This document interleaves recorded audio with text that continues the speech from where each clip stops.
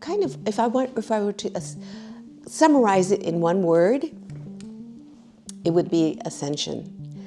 And to understand how to get from the corporeal body, the earth, to a greater realm, to the universe, the heavens.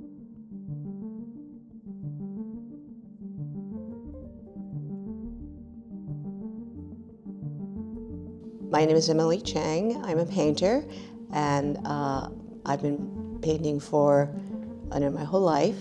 And I'm trained as a modernist, so I can put abstraction and representational images together seamlessly. In my early years, I thought of it as a binary oppositions, and my early paintings were abstract, and they were exploring binary oppositions because I grew up as an undiagnosed dyslexic. So that means that I was a little slow, and I was trying to figure out left and right, and when I meant right, I would say left, and and this was my focus. But so when I started painting, I wanted to know, like, what is the right and what is the left? Very simple. And how does it play out? How does binary oppositions play out in a work of art? I was interested in symmetry, but not total symmetry. Total symmetry is dead. So how do you enliven a symmetry that can be alive and dynamic? And that was what my earlier abstractions were about. I want the images in my paintings to maybe have a conversation with the figure. And then if it's not a figure, or it's not something that relates to the figure, maybe it's a place. And the conversation would be about, expanding out. The vertical paintings are really about how we go into the earth and go into the universe. The horizontal paintings are more about the earthly things. We can travel and we can go across. If you go across this way for many thousands of miles, you would encompass the earth and you would be where you started. So horizontal paintings are interesting in that way because they connect to the earth, and vertical paintings connect to the heavens. I did a group of smaller paintings that I thought of as meditation paintings because I liked meditating in front of them. And then I didn't want to let go of any of them because they were, I was using them. Then I do Tai Chi, so I was doing Tai Chi in my studio, and Qigong, and I realized that a lot of the paintings relate to a lot of the movements in Qigong.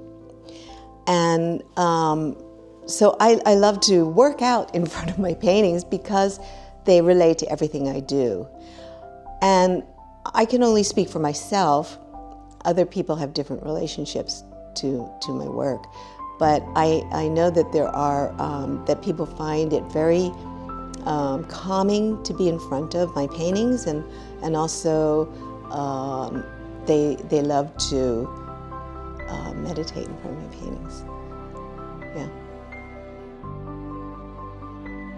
My paintings are beveled. The back of the stretchers have a kind of an angle. And what I found is that with a beveled stretcher, the reason why I like to use them is because the plane of the painting is very aerodynamic.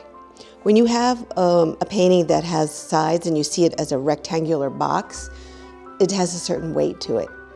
And I think that we don't really know what all these physical, tangible things are in our lives.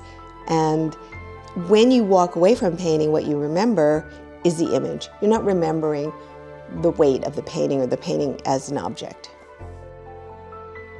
In this show that I'm having at Silverlens, which kind of spans from 2013 to the present, we're going to have an installation which will take up the whole gallery, but on the wall that has the skylight I thought to make a kind of stair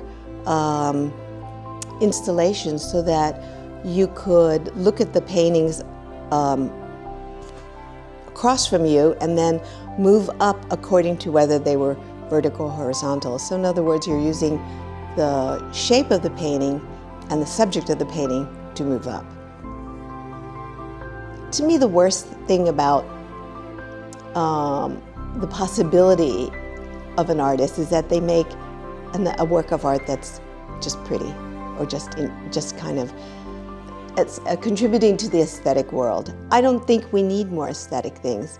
If you really want to be aesthetic, you just go into nature and you find all your aesthetics. But we are different from nature, and we have our own complexities and our own history, and that's what's interesting to mine. I was so enamored of people who got to understand nature in a very subtle way.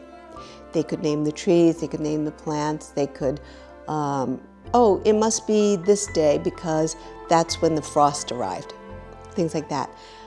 That wasn't part of my skill set. And I was an urbanite for, I don't know, four or 5 decades, you know, something like that. So that was one of the reasons I wanted to move to Catskill or to upstate New York, was to really see nature up close. And you know, you look out in the same trees, they don't get up and move. So it's like the same trees every day, and then, you know, like the difference between the tree today and the tree in 4 months, it's not really that different. But what is different? Well, the light. The light informs everything. And that's something that is really a part of nature that I hadn't counted on understanding.